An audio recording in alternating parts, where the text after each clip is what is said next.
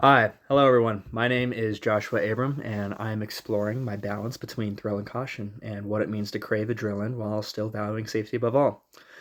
My exceptional identity is being someone who loves that heart racing, blood pumping feeling, but refuses to let recklessness take the wheel. I would call myself a safe adrenaline junkie. I've always chased excitement through sports and stupid adventures with friends, yet I plan carefully to make sure I can keep chasing those moments again tomorrow.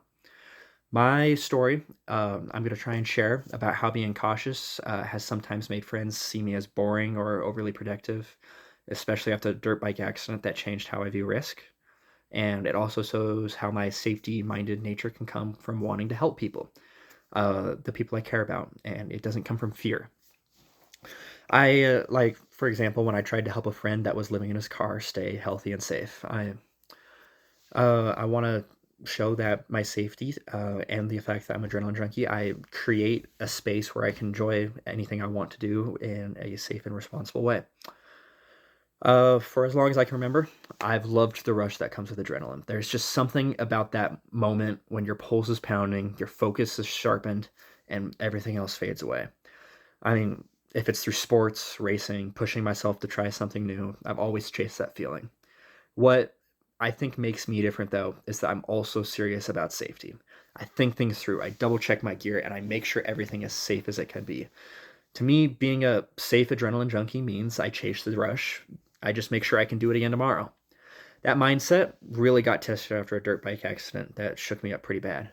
I had been riding for a few years, about two, and I felt confident. I was ready to go. I made one mistake and it changed everything. I slid 200 feet on a gravel path. I completely tore through all my clothes. I broke a hip and I tore a tendon in my foot.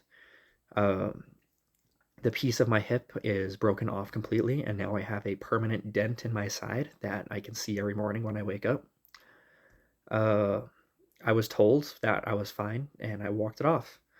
I wrestled an entire wrestling season on a broken hip, and something like that is enough to completely rewire how I think and how I see risk.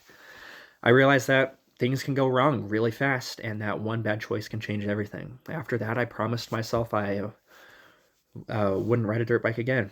It wasn't because I stopped loving the adventure, it was because I finally understand the difference between being brave and being reckless.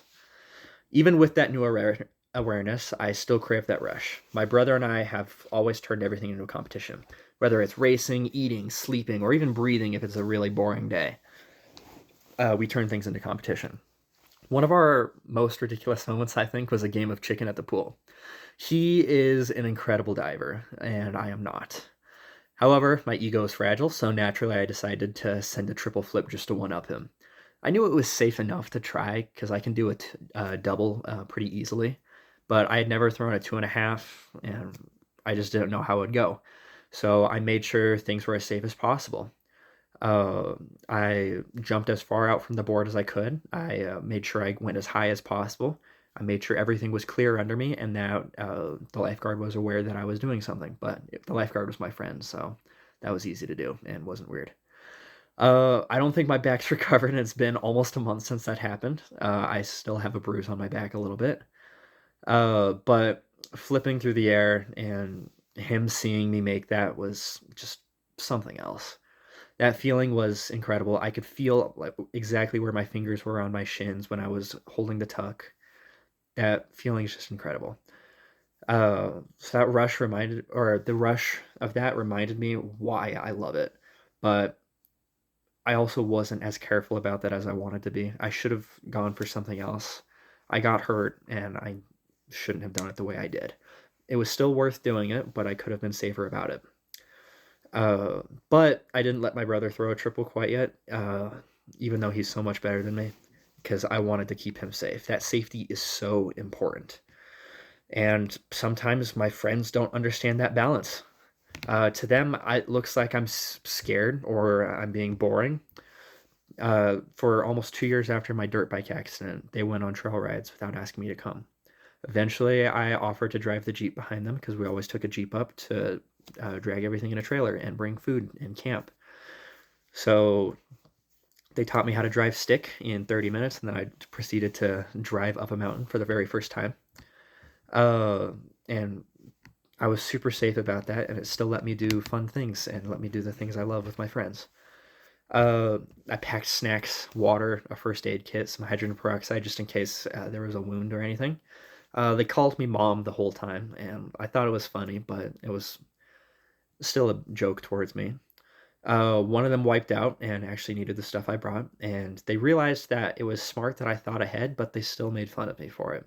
They kept joking but the moment showed me that being careful doesn't mean being afraid. It means that I care.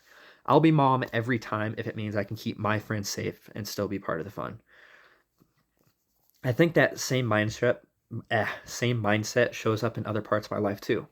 One time, so actually recently, my friend started living in his car. He has nowhere to go. He can't stay with me full time, but I've offered him to stay with me as many nights as he needs to. I wanted him to be fully vaccinated and get all the vitamins he needs, so I offered to pay for all that stuff for him. And he was joking that I was being too overprotective and that I was being a safety Nelly. But it was absolutely worth keeping him safe. I care about him, and I want to keep them safe, keep all my friends, all my siblings safe so that we can enjoy the rush in the future.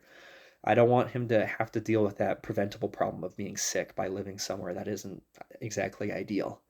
So that's how I live my life, though. I stay safe so I can keep doing the things I love.